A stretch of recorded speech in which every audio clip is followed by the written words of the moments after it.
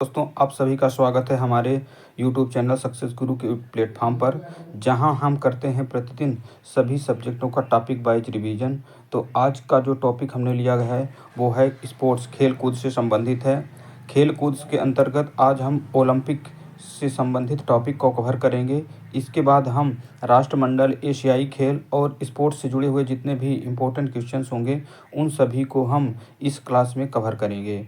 तो ये भी टॉपिक जो है काफ़ी इम्पोर्टेंट होते हैं, क्योंकि इससे संबंधित जो है परीक्षाओं में प्रीवियस ईयर में क्वेश्चन पूछे गए हैं। तो आइए आज करते हैं इन सभी को क्वेश्चन। कि पहला क्वेश्चन है, आधुनिक ओलंपिक खेलों का सर्वप्रथम आयोजन कब किया गया?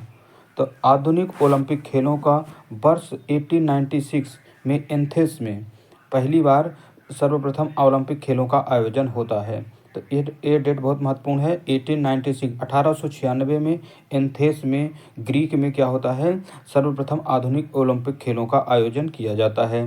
नेक्स्ट आते हैं, अंतर्राष्ट्रीय ओलंपिक समिति की स्थापना किसके द्वारा की गई? तो 1894 एथेंस ओलंपिक के 2 साल पहले ही क्या हुई थी, अंतर्राष्ट्रीय ओलंपिक समिति की स्थापना होती है, जिसको करने का श्रेय जाता है पियरे डे कुबर्टिन, जो कि कहाँ के थे, फ्रांस के पियरे डे कुबर्टिन के द्वारा 1894 में अंतर्राष्ट्रीय ओलंपिक समिति की स्थापना होती है। इसके 2 साल बाद फिर 1896 में सर्वप्रथम ओलंपिक खेलों का आयोजन होता है।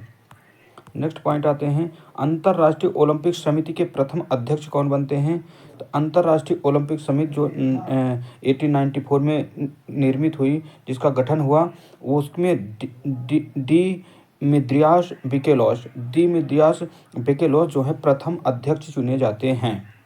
नेक्स्ट प्रश्न है कि भारतीय ओलंपिक संघ की स्थापना कब होती है? तो ओलंपिक समिति का गठन हो गया 1894 में, जबकि भारतीय ओलंपिक संघ की जो स्थापना हो रही है वो होती है वर्ष 1927 में। 1927 में भारतीय ओलंपिक संघ की स्थापना हुई।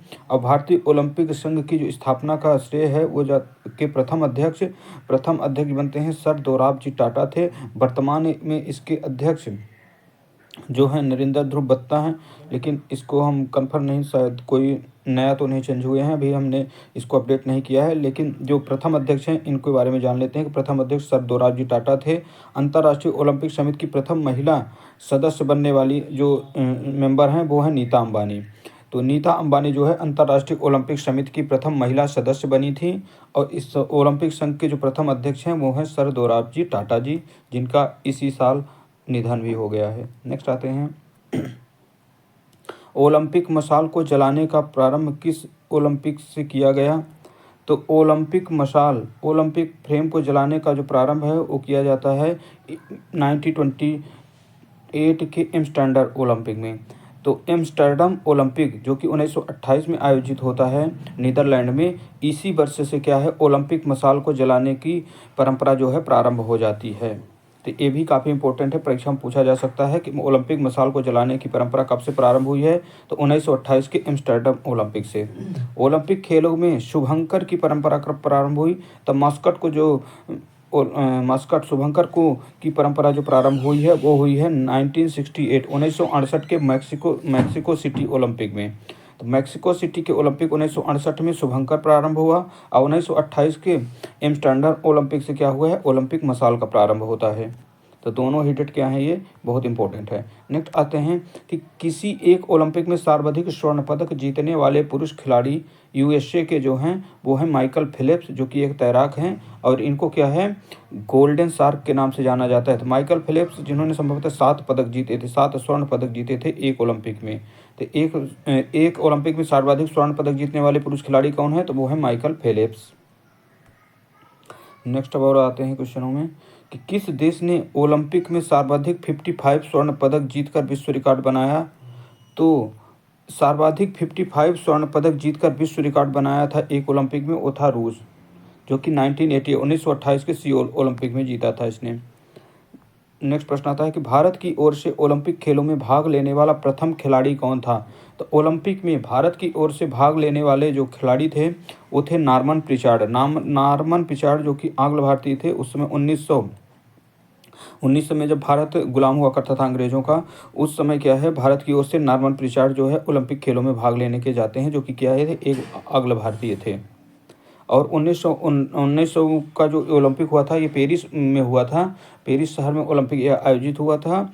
और इससे संबंधित एक इम्पोर्टेंट प्रश्न ये है कि इसी वर्ष से क्या हुआ था, 1900 के ओलंपिक से ही सर्वप्रथम महिलाओं को एंट्री मिली थी ओलंपिक खेलों में। जब 1896 का हुआ था उसमें सिर्फ पुरुष खिलाड़ी भाग लिए थे, जबकि 1900 का जो ओलंपिक पेरिस में होता है उसी के दौरान महिला खिलाड़ियों को भी शामिल किया जाता है। नेक्स्ट आते हैं ओलंपिक खेलों में भाग लेने वाली प्रथम भारतीय महिला खिलाड़ी। प्रथम भारतीय महिला खिलाड़ी जिसने ओलंपिक खेलों में भाग लिया तो वो थी मैरी लीला राव। मैरी लीला राव जो है भारत की ओर से ओलंपिक खेलों में भाग लेने वाली पहली महिला खिलाड़ी हैं। नेक्स्ट है कि किस देश ने सर्वाधिक बार ओलंपिक खेलों का आयोजन किया गया। तो सर्वाधिक बार ओलंपिक खेलों का आयोजन जो है वो होता है संयुक्त राज्य अमेरिका में, जहां 1904, 1904, 1932, 1984 और 1996 4 बार ओलंपिक खेलों का आयोजन किया जा चुका है। नेक्स्ट आते हैं कि ओलंपिक खेलों में सर्वाधिक स्वर्ण पदक जीतने वाली महिला खिलाड़ी। ओलंपिक खेलों में सर्वाधिक स्वर्ण पदक जीतने वाली महिला खिलाड़ी हैं लरीना लाबेलिना। लरीना लाबेलिना जो है जिन्होंने जिम्नास्ट में 9 स्वर्ण सहित कुल 18 पदक जीते थे। नेक्स्ट आते हैं यहाँ इम्पोर्टेंट फैक्ट कि भारत ने ओलंपिक में अपना पहला दल 1920 में एंटवर्प बेल्जियम में भेजा था, जिसमें कुल 6 खिलाड़ी थे। तो भारत की ओर से पहला दल ओलंपिक में कब भेजा गया, तो 1920 के एंटवर्प बेल्जियम के ओलंपिक में भेजा गया। नेक्स्ट आता है कि ओलंपिक ध्वज पर चित्रित हरा वलय ग्रीन रिंग किसे प्रदर्शित करता है। तो ओलंपिक ध्वज में जो हरा वलय है, ग्रीन रिंग है, वो ओशिनिया को प्रदर्शित करता है। ओलंपिक में एथलेटिक्स स्पर्धा में फाइनल पहुंचने वाले प्रथम खिलाड़ी कौन हैं। तो प्रथम भारतीय खिलाड़ी जो हैं मिल्खा सिंह। मिल्खा सिंह ओलंपिक के एथलेटिक्स स्पर्धा में जो फाइनल में पहुंचने वाले प्रथम खिलाड़ी थे, जो कि कितने 400 मीटर दौड़ में भाग लिए थे और 1960 के ओलंपिक में इन्होंने फाइनल में पहुंचे थे। ओलंपिक से जुड़े हुए कुछ आदर्श हैं, इन सभी को देख लेते हैं, बहुत इंपॉर्टेंट है कि ओलंपिक ध्वज का निर्माण बैरोन पियरे डी कोबर्टिन के निर्देशन में किया गया। सर्वप्रथम 1920 के एंटवर्प ओलंपिक में फहराया गया। तो ओलंपिक ध्वज कब फहराया गया, 1920 के एंटवर्प ओलंपिक में फहराया गया था, जिसका निर्माण किसके निर्देशन में हुआ था, तो वो हुआ था पियरे डी कोबर्टिन के निर्देशन में हुआ था। रेशमी कपड़ों से बने रेशमी कपड़े से बने ध्वज की पृष्ठभूमि सफ़ेद है, जिस पर 5 अलग अलग रंग के वृत्त एक दूसरे से जुड़े हैं। ये वृत्त जो हैं वो महाद्वीपों का प्रतिनिधित्व करते हैं। तो नीला रंग किसे प्रदर्शित करता है, तो नीला रंग प्रदर्शित करता है यूरोप को, जबकि पीला रंग क्या है, पीला रंग है एशिया को प्रदर्शित करता है। काला रंग अफ्रीका को प्रदर्शित करेगा, और ऑस्ट्रेलिया ओशिनिया जो है इनको हरा रंग प्रदर्शित करेगा। और अमेरिका, चाहे उत्तरी अमेरिका और दक्षिणी अमेरिका, दोनों को अमेरिका के अंतर्गत शामिल करते हैं, तो वो है लाल रंग। तो अमेरिका के लिए लाल रंग है और यूरोप के लिए नीला रंग, और एशिया वालों के लिए पीला रंग, अफ्रीका वालों के लिए काला रंग, और ऑस्ट्रेलिया ओशिनिया के लिए क्या है, हरा रंग का जो कलर है वो शामिल है। नेक्स्ट आते हैं, ये सभी कलर सभी महाद्वीपों को क्या है, प्रतिनिधित्व कर रहे हैं। तो क्वेश्चन पूछा जा सकता है कि नीला रंग कौन से महाद्वीप को प्रदर्शित करता है, तो नीला रंग जो है वो प्रदर्शित करता है यूरोप को, पीला रंग प्रदर्शित करता है एशिया को, काला रंग अफ्रीका को, और ऑस्ट्रेलिया ओशिनिया के लिए हरा रंग, और जो अमेरिका के लिए है, उत्तरी और दक्षिणी दोनों अमेरिका के लिए लाल रंग प्रदर्शित करता है। किसमें, जो ये इसका ध्वज है उसके अंदर जो ये 5 अलग अलग वृत्त बने हुए हैं इसमें। नेक्स्ट आते हैं ओलंपिक का उद्देश्य। ओलंपिक मास्को वर्ष 1897 में फादर डिडोन द्वारा रचित 3 लैटिन शब्दों सिटियस, अल्टियस, फोर्टियस को उद्देश्य घोषित किया गया है। तो ओलंपिक के उद्देश्य क्या हैं, तो फादर डिडोन के द्वारा रचित है 3 शब्द सिटियस, अल्टियस और फोर्टियस। इनका सबका हिंदी मतलब होता है, सिटियस का मतलब होता है तेज, अल्टियस का जो मतलब होता है वो होता है ऊंचा, और फोर्टियस का मतलब होता है बलवान। तो सिटियस, अल्टियस, फोर्टियस 3 शब्द क्या हैं, ओलंपिक के उद्देश्य, ओलंपिक मोटो हैं। नेक्स्ट आते हैं कि इस उद्देश्य की औपचारिक शुरुआत जो होती है वो 1924 के पेरिस ओलंपिक में की गई। तो 1924 के पेरिस ओलंपिक में क्या है, ये ओलंपिक मोटो की शुरुआत हो जाती है। नेक्स्ट और एक आदर्श है ओलंपिक मशाल। ओलंपिक फ्लैम जो है इसको जलाने की शुरुआत भी 1928 के एम्स्टर्डम ओलंपिक से की गई थी तथा इसका वर्तमान स्वरूप जो होता है वो आता है 1936 में आयोजित बर्लिन जर्मनी में आयोजित जो ओलंपिक था उसमें वर्तमान स्वरूप इसका है। तो ओलंपिक मसाल की शुरुआत कब हुई? शुरुआत तो ऐसे 1928 में हो जाती है, लेकिन इसका वर्तमान स्वरूप जो भव्य आयोजन होना प्रारंभ होता है मसाल का, वो कहाँ से होता है? वो बर्लिन ओलंपिक जर्मनी से होता है। तो इस मसाल को ओलंपिक खेलों का आयोजन होने के कुछ दिन पूर्व ही यूनान के ओलंपिया शहर में स्थित ईरान के स्थित हेरा मंदिर के पास सूर्य के प्रकाश से प्रज्वलित किया जाता है तथा विभिन्न देश इससे गुजरते हुए जिस देश में आयोजन होना होता है वहाँ के लिए प्रस्थान करते हैं। तो ये इसकी मसाल का मेन ओलंपिक फ्लेम से एक फैक्ट जरूर याद रखिए कि ओलंपिक फ्लेम की शुरुआत कब से होती है? तो वो होती है 1928 के, जो कि वर्तमान स्वरूप को अगर देखा जाए तो वो हो जाती है 1936 से। तो ये ओलंपिक से जुड़े हुए जितने इंपॉर्टेंट पॉइंट थे ये शामिल यहाँ दे दिए गए थे।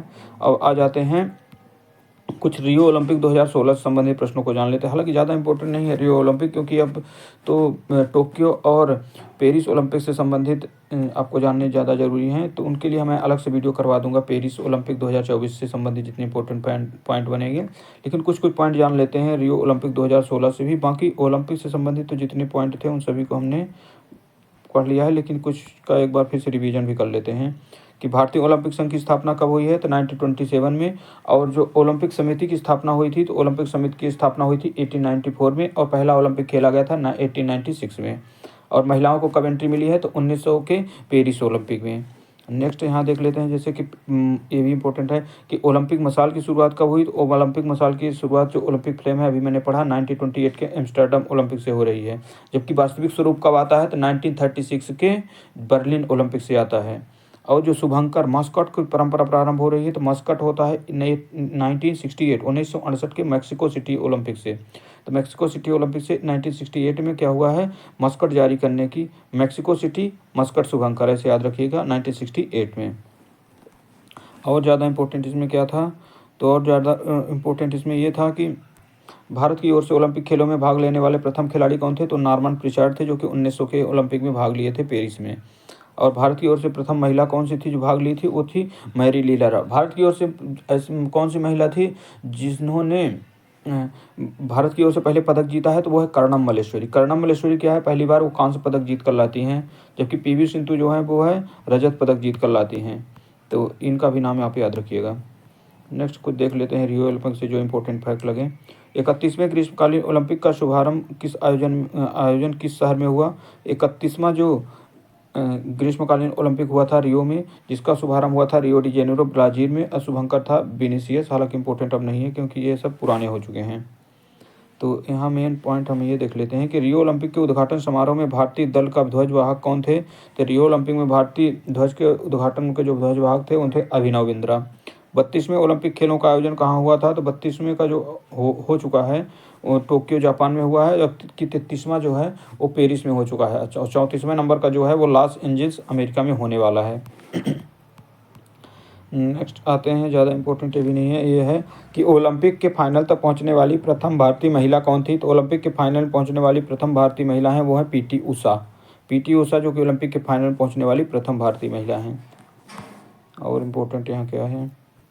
और इम्पोर्टेंट सिर्फ इतना है कि रियो ओलंपिक में भारत की ओर से कुल 2 पदक, पीवी सिंधु को रजत पदक और साक्षी मलिक को कांस्य पदक। रियो ओलंपिक 2016 में भारत ने सिर्फ 2 पदक जीते थे। एक तो पीवी सिंधु ने रजत पदक जीता था और साक्षी मलिक ने कांस्य पदक जीता था। और दीपा कर्माकर जिम्नास्टिक के फाइनल पहुंचने वाली प्रथम भारतीय महिला बनी थी। तो इतना ज़्यादा इंपॉर्टेंट है रियो ओलंपिक, और ज़्यादा इंपॉर्टेंट बचे नहीं हैं प्रश्न। नेक्स्ट आते हैं कि भारत ने सिर्फ 2 पदक जीते थे और भारत की रैंक जो थी वो थी 67 नंबर पर। तो आज के वीडियो में बस इतना ही दोस्तों। नेक्स्ट वीडियो में हम राष्ट्रमंडल और एशियाई खेलों को भी कवर करेंगे। तो आज के लिए जितने इंपॉर्टेंट फैक्ट थे उन सबको करवा दिया।